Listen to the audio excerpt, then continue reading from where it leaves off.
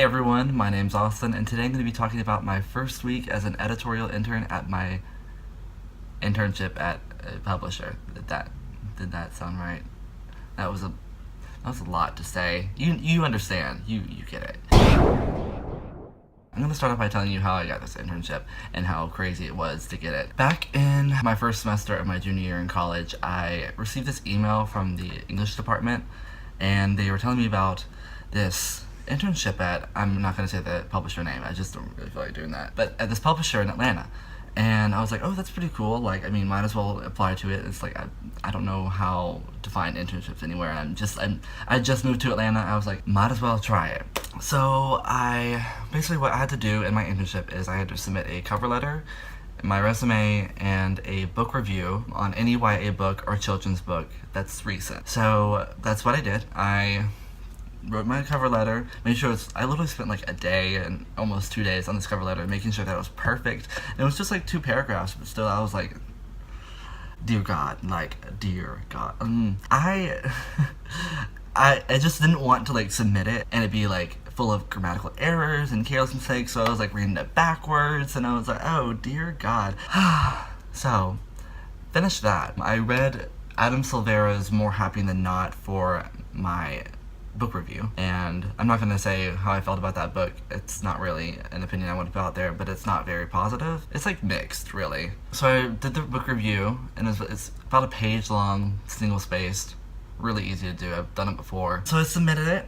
This is back in December. So I was trying to get it in my second semester of junior year, or the spring semester of 2018. So a couple months go by and I don't hear back, and I'm like, this is weird. Like, it's almost February and I haven't heard back from them, and usually their internship starts in like now. So I was looking through my email and I couldn't find anything, and then I look in my spam folder. Literally 2 days after I submitted my application, the editorial assistant sent me the email to ask me for an interview, and it like went into my spam folder, so I didn't see it. And I was like, literally, I was crying, basically. Well, not really, but about to. I was freaking out. I just like kind of shut down, put myself in the corner, and was like, why did I let it slip past me? I was so confused. Email the editorial assistant, and I'm like, hey, I'm just now receiving this email. It's in my junk folder. I know you sent it out like 2 months ago, but like, I'm just not getting it. Is there any way I can still get the interview? And he emailed back and was like, oh my gosh, I'm so sorry to hear that. Just come in for an interview like within this next week, and then we'll figure it out there, and you can do summer or next fall in the internship. And I was like, okay, that's fine. I have no problem with that. Whatever. I mean, I wanted it that semester, but like, to be honest, I had a heavy course load and I was just getting a new job, so not exactly what I guess, I don't know. I really don't know because I didn't experience it. I go to the interview and I literally basically butcher it. Like, when I am nervous, I kind of like shut down. I feel like almost catatonic, like I can't speak. I'm so nervous, like everything I want to say, I'm not getting it out right. It's like basically when you're new to YouTube or BookTube, whatever, and you're filming a video and you're like it's like that, but like in person in front of the editorial assistant of a traditional publishing company. But you know, it's fine. So I did my interview and he was asking me questions about like what I did. So like I was an editor-in-chief for Odyssey for about 2 years, and no longer a part of that anymore, but I got to put that on my resume. I told him about my books and everything, and like that's how the interview went. And at the end he told me that I got it, and I was like, okay, like, and thank you. He said that I got the internship because of the book review I did on Adam Silvera's More Happy Than Not.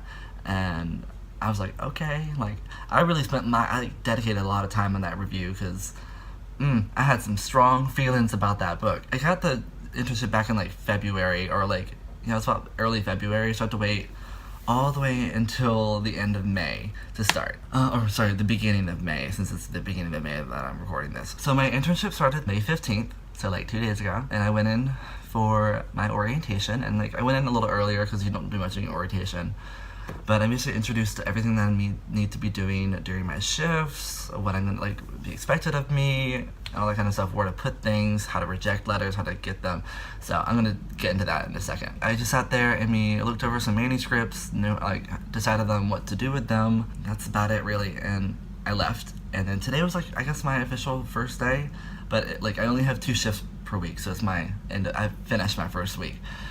And let me tell you, it's a lot of work. It is a lot of work. I guess when I first got in there, I was a little overwhelmed about the amount of stuff that I had to do, because at the end of my first shift, after I cycled through some of those manuscripts, he came in and he was like, okay, tomorrow you gotta read this book, do a plot summary, and then copy edit it, and then also get to this other book, read about 60 pages and try to do some reader reports on it. And I'm like, sure, but I have 5 hours. So fast forward to today, and I go in to do it, and this book is like 100 pages. It's a children's book about like 7th grade. It's more like an advanced kids novel. Like the reading level is a little higher. It said it's geared toward kids who are like around like 7 to 10 years old, or like grades 2 to 4. So I was reading it and I was going through it pretty fast, but I had to like, since I'm doing a plot summary on it, I had to take a bunch of extensive notes. I took like 4 or 5 pages of just plot notes, because it was like, there's a lot of stuff happening in this 100-page book. I was like, I'm not going to tell you the book because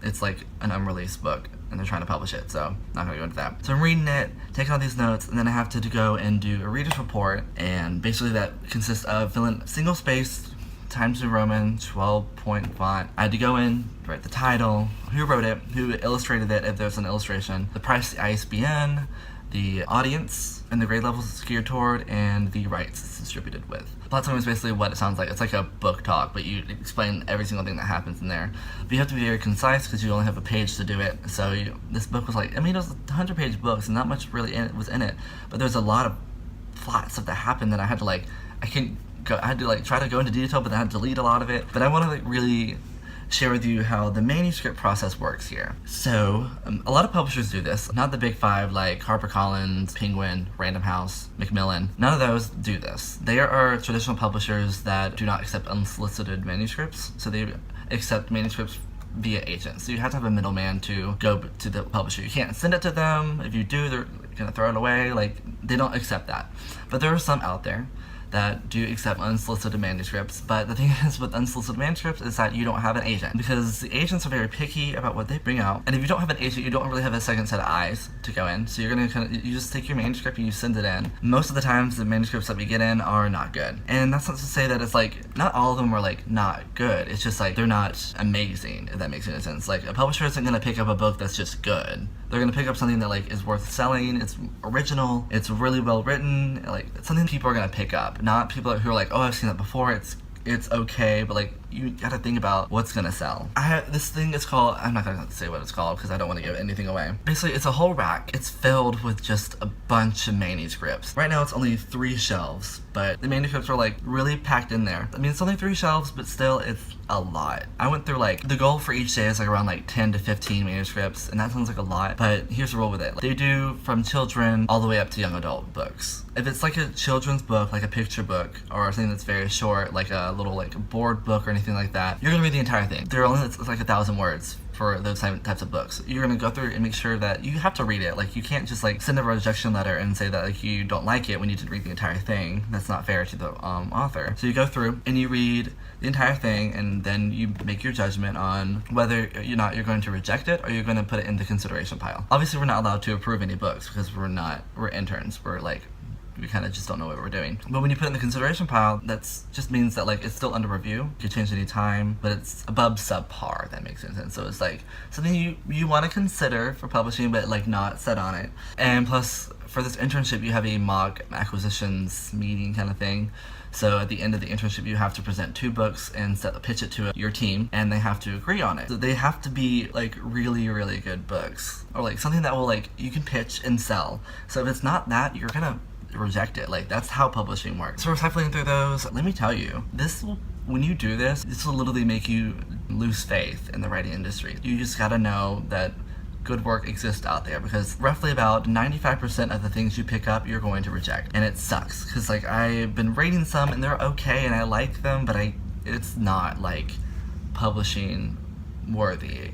With these, like, if they're like a novel, like a middle grade or a young adult novel, you only have to read about 20 pages in, and if you like it, you put it in consideration pile. If you don't like it within 20 pages, you trash it or send the manuscript back and send a rejection letter. We also do solicited manuscripts, so it's through the agent, and those also go through another pile like the same, although they're going to have a little bit of higher quality because an agent picked it up and believes that it's going to be able to sell. It really just depends, because certain publishing companies only publish a certain amount of titles per year and get a crap ton of just books. So you gotta find that perfect one. It's a tough industry, it really is. It's hard to make that decision, especially as an intern, because you're like, I don't know what I'm doing. For all we know, there could be an unsolicited manuscript in that pile that's award-winning author.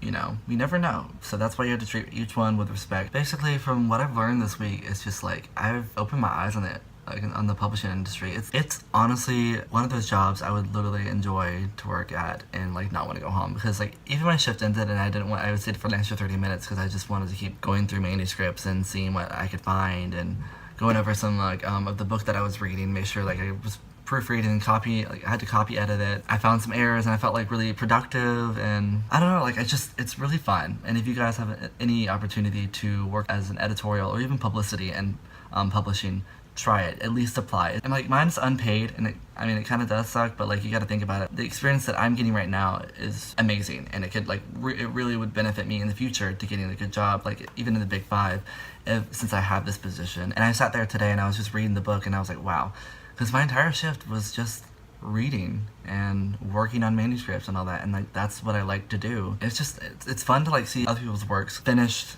in their copy editing stage, in their rough draft stage, even in their manuscript stage, and see how much they improve. And I haven't got to see that yet, but I'm really excited to see that happen, because that's just what I want to do. I want to help people. I want to see people grow as writers and also do that as myself. It's been a great first week of my internship, and I'm excited, and I have all summer to do this. Like I said, definitely if you see a internship out there that's for publishing, any type of publishing, like if you work communications, graphic design, publicity, editorial, it looks good. You actually worked at a publishing house and you know how things work. You know how hard things can get. But that's my first week at my internship and how I got it. Thanks for watching, guys, and listening to my story time kind of stuff. And I guess I'll see you guys next time. Bye. Bye. How do I? Alright. Bye. Bye. Bye.